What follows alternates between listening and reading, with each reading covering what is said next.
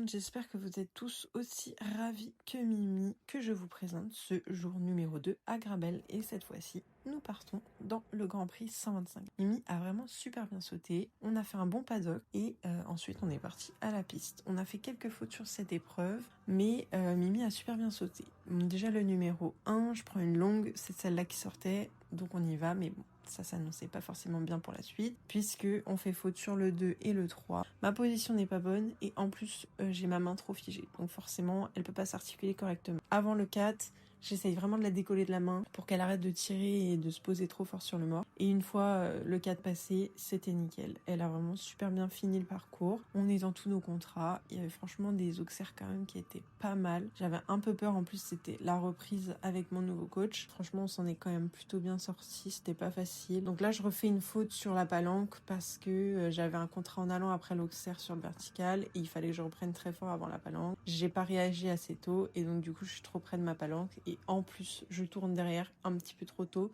au lieu de rester bien droit.